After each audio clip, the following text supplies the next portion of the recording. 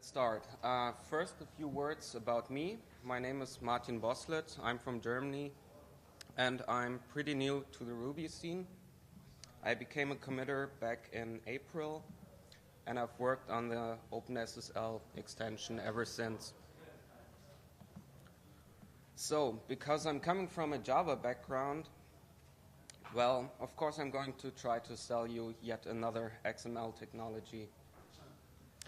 But I'll like to ask you to bear with me for a couple of minutes because I actually think this could be useful. XML signatures come in handy if you try to sign XML documents. In that case, you can simply embed the signature inside the document itself, which is pretty different from the common approach of traditional CMS signatures that would separate this signature in another file, and so you always have the trouble to keep the two in sync. This is how these things look like. As you can see, they have their own namespaces. They have a lot of different algorithms that you can apply. And most notable about them is that you don't have to sign the entire document by default, but you can also select distinct parts of the document. So you don't have to sign everything, you can just sign a couple of things. And the blessing or the curse, depends on your point of view, is that the standard literally allows you to include basically any XML technology that's on this planet. So this, of course, calls for trouble when you're dealing with interoperability, but once you get it right, it's really powerful. And so it's a powerful alternative to traditional PKC7 or its successor CMS signatures. And because of the ability to cross-reference elements within XML by either using an ID or XPath or any of the other technologies that I just mentioned, these things are ideal to simulate workflows where you have normally currently handwritten signatures. For example, I'm a consultant for the European Commission, and they deal a lot with documents. They produce a document there, and so some executive has to sign off this document. Then another person has to acknowledge to have seen this signature, so they apply their counter signature and so on and so forth. And there are complicated scenarios where it just doesn't work to use PKC7 signatures because they don't have the ability to cross-reference between signatures there. So it's only possible to simulate this using XML signatures. Are these signatures used somewhere in current software? And as it turns out, they are. For example, in the web service security extension to SOAP, then there are some protocols where SAML tokens are signed, and as it turns out, Microsoft Office also supports XML signatures. With the new document formats with the X at the end, this is nothing more than a plain XML file, and so you can simply sign those using XML signatures, and if you open up your Word document, it will tell you that it was signed by some person, and it will also validate the signature for you. The standard is defined by W3C. In its current version is 1.1. And this was published, I think, early this year, but the standard has been around for a long time, I think since early 2000s. And this is what the API currently looks like. This is the most basic example. You just take your XML file, you create a document from it, then you take your private key and simply sign the document. And afterwards, you can verify such a document, and this will just take all the signatures that are present in the document and try to validate it. This is a more elaborate example. I'm not going into the details. It just is there to tell you that you have full control over all the parameters that are available in XML signatures. My current implementation is in C, basically because I wanted to get acquainted with libXML. I didn't work with it before, and for my proof of concept, I needed full control over namespaces and canonicalization. And this is mostly why I didn't try to do this with Nokogiri right away, because I wasn't sure if I had all those features available that I would have needed. But this would, of course, make a good fit for Nokogiri, and maybe I can sort something out with the developers there, and so we could integrate the both. If you're interested, you can check this out at my GitHub account. So the next technology that I've worked on for quite some time now is, for the lack of a better name, called OpenSSL ASIN1 template. So what is this? First of all, ASIN1 is a data definition structural language. It's defined by ITU, and it stands for Abstract Syntax Notation 1. And you can think of it as some form of, it's like XML or JSON. And it's basically the JSON for crypto people, because you're not going to find any software that deals with cryptography that wouldn't use it. And the actual rules to serialize such an ASIN1 data structure are defined in the distinguished encoding rules, which is another standard defined by ITU. And currently, if you want to create your own ASIN1 data structures, that's quite tedious, although it's possible if you use the current OpenSSL ASIN1, but you will soon realize that there's a lot of boilerplate code surrounding parsing and decoding. So you're tempted to just copy and paste this stuff, and this will produce a lot of errors, sooner or later at least. Now, when I skimmed through the OpenSSL code itself, I found this. And I think for C code, this is quite beautiful. It's a set of macros that allows you to define your ASIN1 data structures in OpenSSL.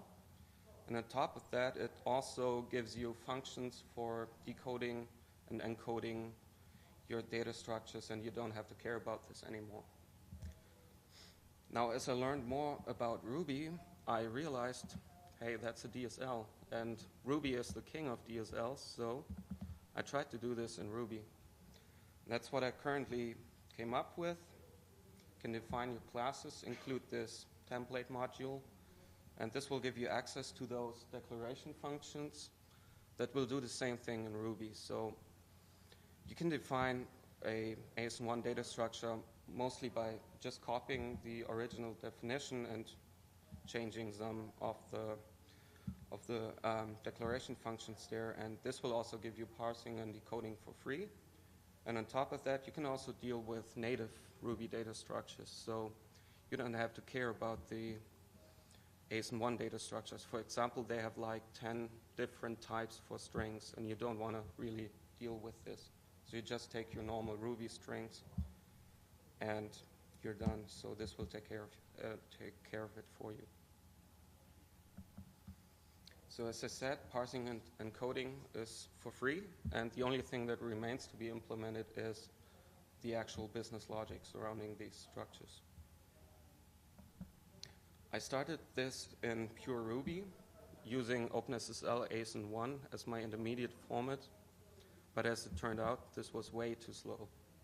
Talking about 10 times slower and more, so I wasn't really satisfied with that. So I watched this talk last year by Aman Gupta introducing PerfTools RB, and soon became a friend of that and tried to optimize this. But with to no avail, was still too slow. I just couldn't get any faster. Now, what could I do? Of course, I could port the entire thing to C, but I didn't really want to, because I had something that worked, and so I didn't want to port the entire thing to C. So I realized, well, the definition itself, that's not what makes it slow, because this is just interpreted once at compile time. So I could leave this in Ruby and just port the performance critical parts to C. And that's what I did, and I came up with this little benchmark, and currently that's what I achieved. I'm under a factor of 2, so this was acceptable for me. If you think what happens under the hood, I could never get as fast as C itself, so I think being merely 2 times slower is acceptable. Now, yeah, you can check this out at my GitHub account too. Now, although this was fun to implement, what's the purpose of it? So what could we use this for?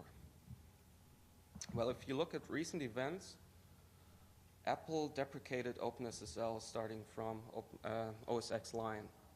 And Fedora also wants to move away from OpenSSL towards NSS. Windows doesn't by default have OpenSSL either, so this means that we don't have OpenSSL any longer for granted on the majority of the platforms that we support.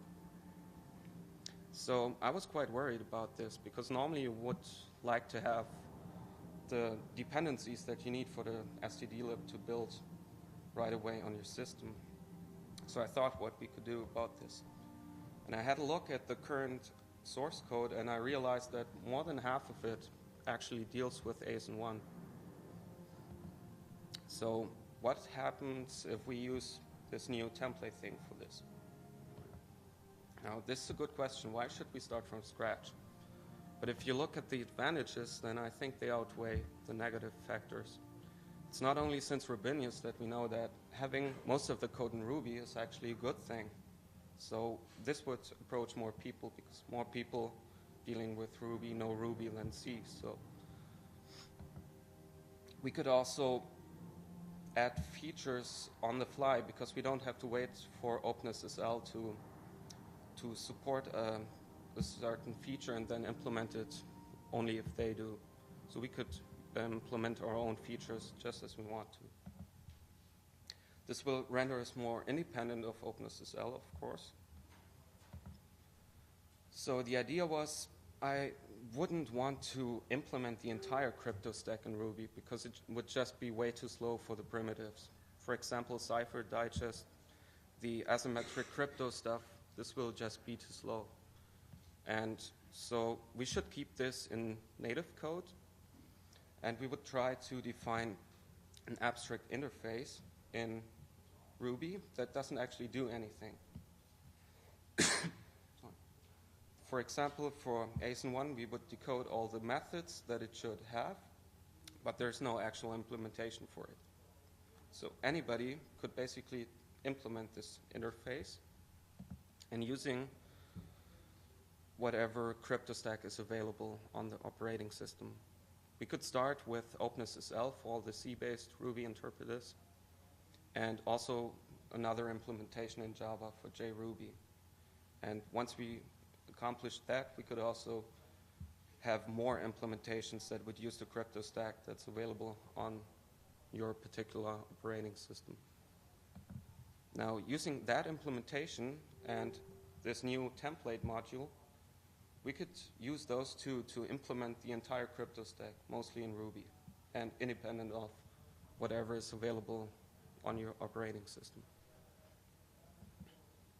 So this was basically the birth of Project Krypto. I discussed this a lot with Nahi, Hiroshi Nakamura, and he was pretty excited about this too, but he said we shouldn't do this for OpenSSL itself, because OpenSSL extension as it is right now was only intended to be a thin wrapper, so nothing more, nothing less. So if we do this, we should do it separately. And we would have certain goals for this. It's not that we didn't like OpenSSL. Well, there are some bad parts, but there are a lot of good parts too. So our motto should be to keep the good parts and try to improve the rest. We would try to put up this specification for this minimal API in Ruby in the wiki, and Nahi just published this page this week, and there we would put this abstract interface that everybody could potentially implement.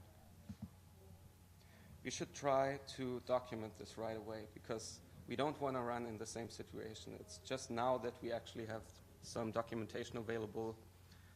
Thanks to Eric for providing this perfect introduction on the top level there. So we should document it right away. And another goal, which will not always work apparently, but Still, it should be aimed for us to make it possible to just replace the module there, and existing code should continue on working as much as possible. This is what I'm quite fond of. I'm a huge friend of security by default. Typically, if you're not experienced with cryptography, you don't care about all those algorithms. You don't care about those parameters. You just want to use it, and you want to make sure it's secure. So this should be possible. And this goes hand in hand with keeping the entire thing as simple as possible. I don't know if you know Google Keysar. They tried this approach, and I found it pretty interesting. To be as simple as possible by default. But you still should have the options to configure it wherever you need it. For example, if you deal with legacy applications where you have a specific requirement, you should still be able to do this. Then I thought about we should actually help people to avoid situations where they run into dangerous things. For example, Bradley also talked about this yesterday.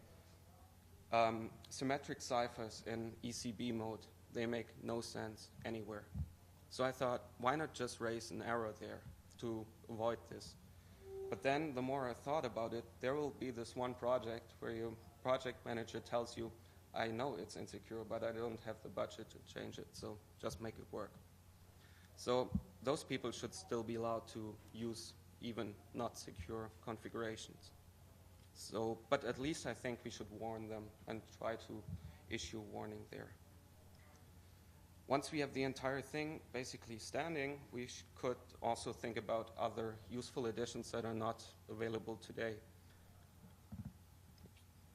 For example, we could integrate secure storage mechanisms offered either by your operating system or by the hardware, or have a fallback solution for this. We could think of integrating external hardware modules. For example, using PKCS11, we could integrate hardware security modules or smart cards in our library, which is currently also not possible. The strategy to implement this whole thing would be to start with as much as possible from copying from the existing OpenSSL extension and then try to replace this feature by feature. This is possible because we can talk between old implementation and new implementation by serializing the data structures using DER, because both of the interfaces will know how to deal with this, and so we have a universal format to communicate between the two. And we would release it as a gem first, so once it gets stable, so people could try it out. But our ultimate goal would be to make this the default crypto stack for Ruby, and over time replace the OpenSSL extension. So who's currently working on this? Well, Hiroshi, then Goto Yuzu, who was one of the initial developers for the OpenSSL extension, then me, and hopefully some of you, because if you're interested in crypto, we would be happy to welcome anybody contributing to this. Now, last thing I want to talk about is recent events. All the recent events that were in the news had one thing in common. It was all about trust. The infamous DigiNotar incident was also about trust. It's the question of trusting certain certificates there. And normally a CA would handle situations like these by revoking all the rogue certificates. They can do this either by issuing CRLs or OCSP responses, and those would tell your software that to no longer trust these certificates. But there's a lot of criticism regarding revocation. For example, Adam Langley had this very interesting blog post in March, and he did an experiment. What he did was he wrote a proxy that would basically discard any request for CRLs or OCSP when connecting to a HTTPS site. And he tried what would happen with current browsers if he used this. And much to his surprise, the result was that every browser simply silently accepted this fact. And this is actually a bad thing. And in my personal opinion, I think it's the implementations that don't take this seriously enough. They're just too lenient. And mostly this is done, I think, because it's more convenient. For example, if you're in the middle of a PayPal transaction and your browser tells you that it couldn't download this URL, well, that's annoying, sure, but I think in the end you will be grateful. If something really happens, then it's okay if it failed once. So I think if you do revocation strictly enough, then this will work. And we should try to have this in Ruby too.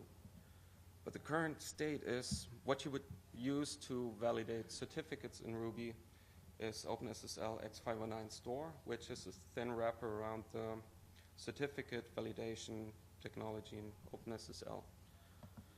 And this is one of the parts that I dislike because it doesn't do a lot for you. It has no online revocation checks. It has no support for path discovery, which is a feature that when you validate a certificate chain and there are some certificates missing in between, then you could obtain them on the fly, but OpenSSL doesn't support this. And often these intermediate certificates are served over LDAP, and this is also not supported. Then another annoying fact is you have to actively deal with error codes. I mean, this is acceptable in C, but in Ruby we want something different. And there's just one global callback that would allow you to override any of the behavior, but it's actually very hard to get this right because it's global and you don't know where you are currently in the process. So the problem with having no online revocation checks is that how can you provide revocation information to the current implementation? And you can only do this by handing in CRLs manually. So this actually means you have to manage those CRLs on your own. And I bet nobody does this because it's just way too complicated. So the sad truth with the default implementation is that even if DigiNota would have revoked those rogue certificates, we wouldn't have noticed that. And that's a bad situation, I think. I don't want to talk about this. Anybody uses this in production, you're officially no longer my friend. But honestly, I think I understand why people use this as a last resort, because this is just hard to set up and it's complicated, so you get frustrated easily. I mean, I do often too, so you just take this because it works, but this shouldn't really happen in production code. So what do we want for certificate validation? Well, we want all the things that we don't currently have. We want online revocation checks, we want certificate path discovery, we want per certificate callbacks so that we actually have a chance to override behavior, and we want a more idiomatic API. Even if we do this, we will end up in a situation where we have to deal with trust management.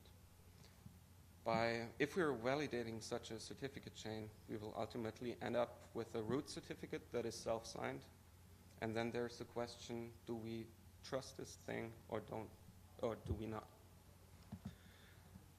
Then one thing that is different from browsers typically in our application environments is we actually deal with just a few services normally.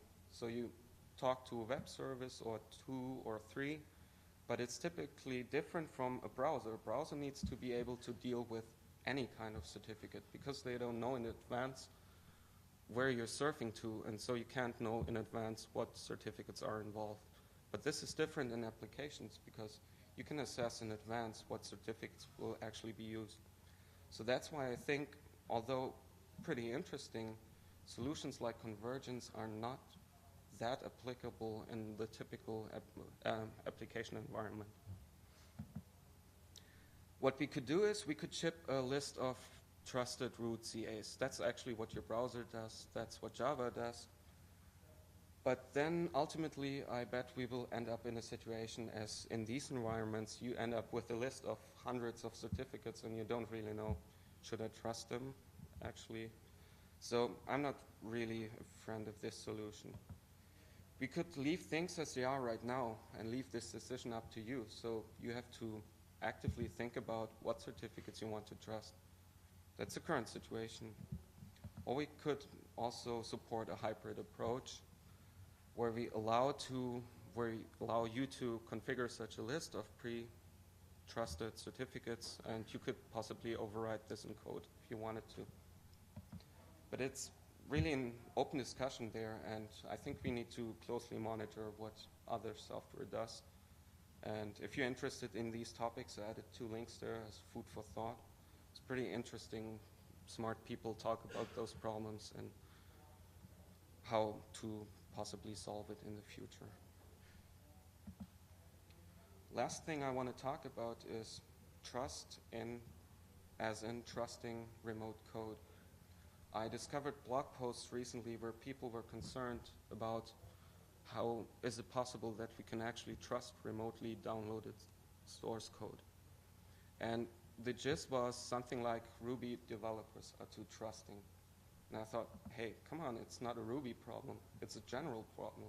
How can you be sure that your browser does what you want it to do? How can you be sure your operating system does what you want it to do? So this is an open question, and it's not really solvable. But I admit that HTTP is not really the best protocol to do this, because with HTTP you can basically do anything. You can't prevent any man-in-the-middle attack there or anything. That's why a lot of sites tend to publish SHA-1 or MD5 checksums with their code. But honestly, this has absolutely no security. So I don't know if you ever compared those hashes. I did once, and then I got bored. And on top of that, it's also, if somebody is really serious about attacking you, then what they would do is they would not only man-in-the-middle the software package, but they would also man-in-the-middle the entire page and publish a different hash. So there's nothing to be gained there. A little bit better would be if we served gems over HTTPS, because then at least we would have protected the transport channel. And we could optionally provide such a hash, because in that situation would make sense.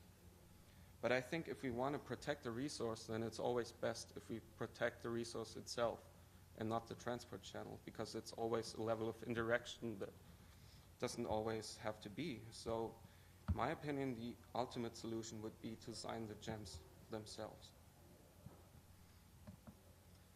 Because what this does is it narrows your trust decision down to the question of, do you trust the person who actually signed this gem? But let me be clear, it doesn't guarantee you that this code is actually not malicious. It could still be malware. But what it does for you, you can be sure if the signature validates, then this gem will not have been altered after the person signed it. So it boils down to, do you trust this person? Can you trust this person that they have validated for themselves that the code actually works as it's supposed to? And I think this is a much better situation than it is currently. If we support this, then this should still, of course, stay optional, because it doesn't make sense in every context. So in your individual situation, you have to actually assess, is it worth the risk? Can I accept it? Or am I in a high security environment where I need all the security that is available? And as it turns out, the groundwork for this has actually been laid. Paul Duncan has come up with a specification on how to sign your gems. But at the end there, you will find some to-dos that are not solved yet. But I think we could solve them by providing this new crypto certificate validation mechanism, because this would already solve a lot of the problems there. And this will, again, ultimately lead to this trust management question, because you have to decide whether you want to trust the root certificate of the chain of the certificate that was used to sign the gem in the first place. And that's about it. Thank you very much for your attention, and if you have any questions, please feel free to ask.